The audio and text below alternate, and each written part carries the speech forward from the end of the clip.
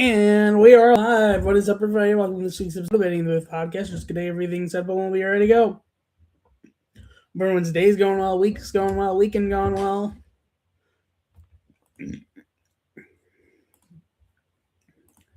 I am back from Florida as I was there for the Dolphins game Sunday. Also, crazy weekend with flying. Man, flying was a mess this weekend. Delays both ways.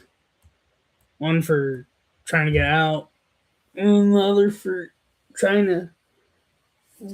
pilot trying to get to the flight. Just a crazy, messy weekend. But I'm back home. I was at the Dolphins game on Sunday, and it's funny how I was at the Dolphins game, which I thought, okay, might be a better chance of being a close game, and the Browns ended up losing close while the Dolphins got completely blown to shreds by the Bengals. Kind of funny how that worked out. The game I don't watch is the game that's close, and the game I do watch is the game that's a complete, utter blowout. It's just funny how that worked out. All right.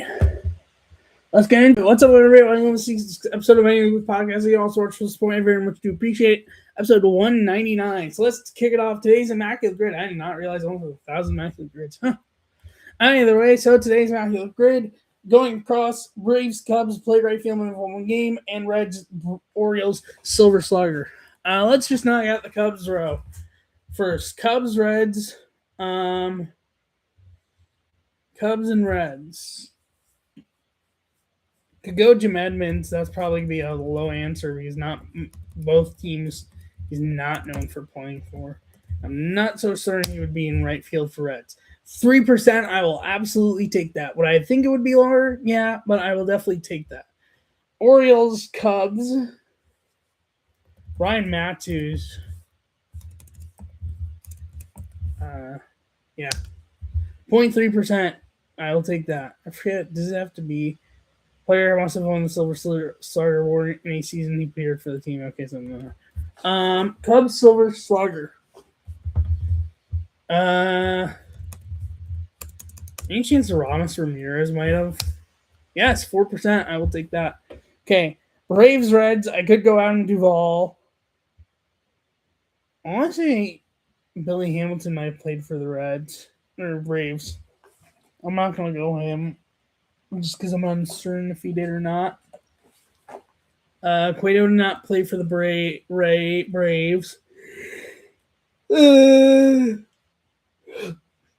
Jay Bruce did not play for the Braves. Was Reggie Sanders? Oh! Speaking of Sanders. 18. Wow, I was not expecting it to be that high. But I'm going to use Reggie Sanders here, actually, while he's on my mind. 3%. I was not expecting Dion to be that high, to be honest. Orioles, Braves. I could go Dylan Bundy. I could go Darren O'Day. I'm going to go Brad Brock. 0.2%. I will take that. Braves, Silver Slugger. Who do I want to go for Silver Slugger? Braves. Hey Siri. Hey Siri. When was the first year Silver Slugger was introduced? Silver Slugger Award was formed in 1980. Before, that's be after Eddie Matthews. And for Hank. Any chance Dale Murphy would have done it? Yes, 12%. Okay. Orioles right field in one game. I'm going to go fun recent answer. Mark Trumbo, 1%. Wow. And Silver Slugger right field. I'm going to go Nelson Cruz. 42% total score, 0.5 on Cruz.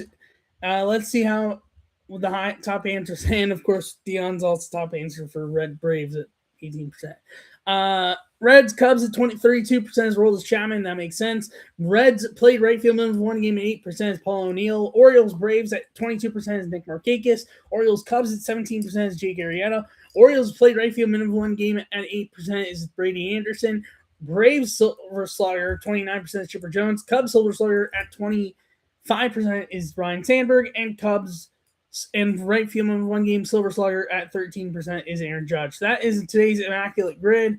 Let's switch to Daily Walk-Off. Here we go. So, options here. The categories will be the same, just different player options. I'm doing Cubs and the Astros. All RBI stays. 1990s, 2000s, 2010s, 2020s. Top 5, top 10, or top 10 in RBIs for those decades. So,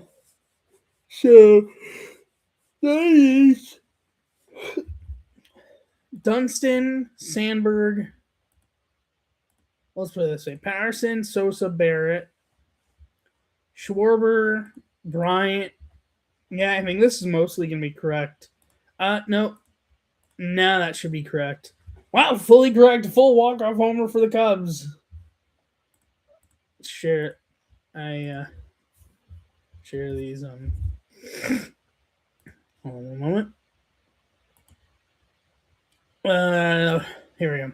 So, full correct answers: 1990s, top 5 in RBIs. Sammy Sosa, Ryan Sandberg, Sean Dunston. 2000 decade, top 10 in RBIs: Michael Barrett, Corey Patterson, Derek Lee. 2010s, top 10 in RBIs: Chris Bryant, Wilson Contreras, Kyle Schwarber. In 2020s, top 10 in RBIs: Ian Happ, Patrick Wisdom, and Christopher Morel. And then for the Astros, Yordan Alvarez, Jason Castro, Jose Altuve, Jeff Bagwell, George Springer, Adam Everett, Chaz McCormick, Kyle Tucker, Carlos Reed, Brad Ausmus, Derek Bell, and Luis Gonzalez. So Bell, Gonzalez. So these are around the 90s and 2000s. 2010s, you hear... I think this is mostly going to be correct, maybe except for, oh wow, full walk-off homer on both today. How about that? So full correct answers for the Astros: 1990s, top 5 in RBIs, Derek Bell, Luis Gonzalez, but Jeff Bagwell. 2000 decade, top 10 in RBIs, Brad Ausmus, Derek, Carlos Lee, Adam Everett. 2010s, top 10 in RBIs, George Springer, Jason Castro, Jose Altuve. And 2020s, top 10 in RBIs, Chaz McCormick, Yordan Alvarez. Right. Obviously, the big headline in baseball this week: Munetaka Murakami signing with the White Sox of all teams. And I get, like, he was on like a 48-hour, like less than 48 hours left to sign him, or the window would be closed. But with the White Sox, and I get, like, yes, they're an up and coming, they're like somewhat up and coming and have some talent, but like the White Sox of all teams, like, that just shocked me. Like, there must be something that the fans don't know about Murakami that made it be that the White Sox sign him. Like, crazy. I was at Dolphins Bengals Sunday. I'll talk about that. The story of that game pretty much was, first half it was close, and I'm like 17-14 at halftime. I'm like, okay, so we're in for a good game. And then the Bengals scored 28 unanswered points in the second half. And the Dolphins got a garbage time touchdown for a 45-21 Bengals rout. I'm just like, well, that aged poorly. While the Browns barely lost to the Bills. I was just like, wow. And Quinn Ewers honestly did not do that bad. One of the picks he threw wasn't even on him, was deflected and picked. The second one was absolutely on him. That was also a great play. But I was just like puzzled. It's like crazy. I was just like, it's so close to get in the first half. And it's like competitive game. And all of a sudden, second half is just utterly all Bengals. It was like crazy. Well, it was nice. They had kosher tailgate in honor of Hanukkah in their fan zone, which, if you ever go to Hard Rock Stadium, you need to go early and you need to check out the fan zone part of their tailgate area. It's honestly like a cool area, a whole bunch of stuff. And it's worth checking out whether you're a Dolphins fan or not, if you ever go for a game. I don't know if it was around the last time I had been there in 2013. Maybe it was, maybe it wasn't, but definitely a cool thing that they have there.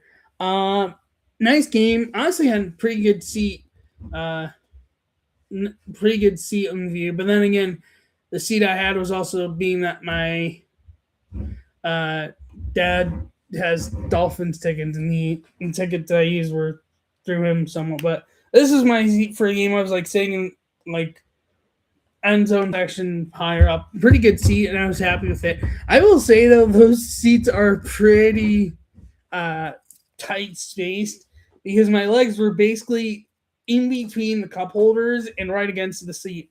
Like not much of a gap or room to work with. Like pretty kind of tight. Still like pretty good experience, but it's just kind of interesting with that factor. They also even had Hanukkah menorah lighting with one of the people that lit from Sydney. I don't know if they had any connection to what happened there or not, but that was cool. But I had a good experience with it, even though the game was blowout. I will say, if you ever go to a Dolphins game, do not flat out take Ubers.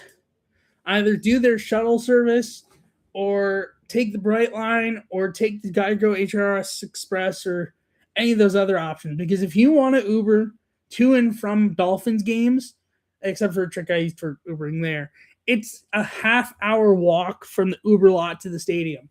Yes, you heard me right. A half-hour walk. And keep in mind, this is Miami, where most of the time you're going to have to be dealing with high temperatures. That ain't fun. 30-minute walk in high temperatures. The trick I found, and someone had told me that there's a Walmart, literally a 10-minute walk from the stadium on Southwest 27th Street, and it's literally just 10-minute walk from there to the stadium. If you're going to Uber there, you can Uber to that spot and then walk, but it won't allow you to Uber back from there. So, but yeah, definitely do not. Uber is definitely not necessarily the most ideal way to get to and from Dolphins Hard Rock Stadium because of that Uber spot being like a half-hour walk, like crazy. I'm sorry, you gotta make this spot closer. And I get they have Uber shuttle, but that only takes to a certain spot, and you basically just be Ubering from there or taking public from there. And you have to pay. Though they have a discount code technically to even do Uber shuttle. It's just crazy. But it's still a cool, nice stadium. I don't know much of the differences between the last time I was there in 2013 and current version, other than the roof. It's actually my seat was part under the roof, part not, which was nice. But yeah, honestly, cool. Had a fun time. Now I'm back from Miami. But I had a craziness with with traveling back with those flights. But yeah, all right, let's talk about college football. So college football playoffs round 1 happened this weekend, and predictions, I actually had a pretty good predictions week. I didn't go fully perfect, but I had pretty good predictions-wise. I went 3 out of 4. The one I got wrong is I did incorrectly pick Texas A&M to beat Miami, whereas Miami won 10-3. Oregon did beat James Madison 51-34. Bama did beat Oklahoma 34-24, and Ole Miss did beat Tulane 41-10. I think I had a fact from. Oh, I had facts from 2 games. So from Miami, Texas A&M, Mark Fletcher Jr. had 61.9% of Miami scrimmage yards in the game against Texas A&M. He's the first player to ever have at least 60.0% of his team's scrimmage yards in a college football playoff game. Miami's, I think it seems like they're running back, but for Miami. And then from the Oregon game, Dante Moore is the first QB first FBS QB since BYU Zach Wilson in the 2020 Boca Raton Bowl to have 3 passing touchdowns of 20-plus yards and a rushing touchdown in a single half of a bowl game. That's all the notes from the games. As for my predictions, really pretty much, I don't know if I really change any. I do think Ohio State will beat Miami. I am saying Ole Miss. I'm going to stick with Ole Miss, actually. I've got the guts to still stick with Ole Miss, even if I could change it. I still would say Indiana over Alabama, and I would still say Texas Tech over Oregon. And then the lines for the games, obviously this is New Year's Eve and New Year's. Ohio State's a 9.5-point favorite. Oregon's a 1.5-point favorite. Indiana's a 6.5 favorite. And Georgia's a 6.5 favorite. The schedule, New Year's Eve is Ohio State, Miami, 7:30 on ESPN from Cotton Bowl Classic at the Cowboys Stadium. New Year's kicks off with the Orange Bowl between Oregon and Texas Tech, 12 p.m. on ESPN from the Dolphin Stadium, where I was just at. 4 p.m. is the Rose Bowl from Pasadena between Indiana and Alabama, and 8 p.m. is the Sugar Bowl from the Saints Stadium between Georgia and Ole Miss. And we'll see covered in next week's episode because it will be that week in terms of next week's episode. Next week I might be able to do Tuesday actually because I'm done with Tuesday, Thursday classes for the semester. So we will see what happens. I no longer need to be sharing that. All right, week 15 recap. I have a few notes from the games this weekend. From Thursday, the Seahawks are the first team in NFL history with 3 successful 2-point conversions in the fourth quarter or overtime of a win. Also, the first team in NFL history to allow 450-yard passer Stafford, a 200-yard receiver, Puka Nacua, have 0 takeaways, 0 sacks, all in the same game, and still win. And then from the Bears win over the Packers, this is the 210th regular season game between the two most in NFL history. It'll be just the second time these two teams will meet in the regular season, with both of them entering the game with 9 or more wins, also January 2nd, 2011. And then from the Patriots, Sunday Night Football win over the Ravens, Drake May in that game, 30-plus completions, 70.0-plus completion percentage, 300-plus passing yards, 25-plus rushing yards, 10-plus points for fourth quarter comeback win. No one else in NFL history has done all that in a single game on the road, as that game was in Baltimore. And that is the week. As the week 16 recap, my predictions this week did not go well. I went 9-7 overall. I'm 152, 86, and 1. Standings update. We are starting to get the end of the season as we have only 2 weeks left. Conference-wise, only counting the teams still in it. Patriots in first place at 12-3, followed by the 11-4 Bills, followed by 11-4 Bills, both having clinched the playoff spot. In the AFC North, the Steelers in first place at 9-6, followed by the 7-8 Ravens. In the AFC South, the Jaguars in first place at 11-4, followed by the 10-5 Texans, followed by 8-7 Colts. And in the AFC West, the Broncos in first place at 12-3, followed by the 11-4 Chargers. In the NFC East, and yes, the Chiefs are eliminated. The Eagles in first place at 10-5, and they have clinched the division. In the NFC North, the Bears in first place at 11-4, followed by the 9-5 Packers, followed by the 8-7 Lions, but Bears haven't clinched the playoff spot. Chargers and Broncos have clinched the playoff spot. Jaguars have clinched the playoff spot. In the NFC South, the Panthers are first place at 8-7, followed by the 7-8 Buccaneers. Neither team having clinched the playoff spot. In the NFC West, Seahawks first place at 12-3, followed by the 11-4 Rams and 49ers, both having clinched the playoff spot. And then Broncos 1, Patriots 2, Jaguars 3, Steelers 4. And then Chargers 5, Bills 6, Texans 7. Colts still in it, but are first team out at 8. Ravens still in it, first team out at 9, and everyone else is eliminated from the playoffs. And then the NFC, Seahawks 1, Bears 2, Eagles 3, Panthers 4, Rams 5, 49ers 5, Rams 6, Packers 7, Lions still in it at 8, and then Buccaneers still in it at 10. Everyone else is eliminated. And then as for my week 17 predictions, tomorrow the Christmas or Xmas games. Cowboys and Commanders 1 p.m. on Netflix. I have the Cowboys Lions at the Vikings 4:30 on Netflix. I have Lions. Broncos at Chiefs Thursday on Amazon Prime Video. I have the Broncos. Saturday we have 2 games. Texans at Chargers 4:30 on the NFL Network. I have Chargers. Ravens and Packers, 8 p.m. on Peacock. I have the Packers. Sunday, Cardinals and Bengals, 1 p.m. on Fox. I have the Bengals. Seahawks and Panthers, 1 p.m. on CBS. I have the Seahawks. Steelers at Browns, 1 p.m. on CBS. I have the Steelers. Saints at Titans, 1 p.m. on CBS. I have the Saints. Jaguars at Colts, 1 p.m. on Fox. I have the Colts. All right, Jaguars. I'm going to say Jaguars, actually, because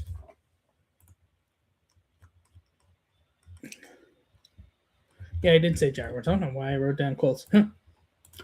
Buccaneers and Dolphins at 1 p.m. on Fox. I have the Buccaneers. Patriots at Jets, 1 p.m. on Fox. I have the Patriots. Giants at Raiders, 4:05 on CBS. I have the Giants.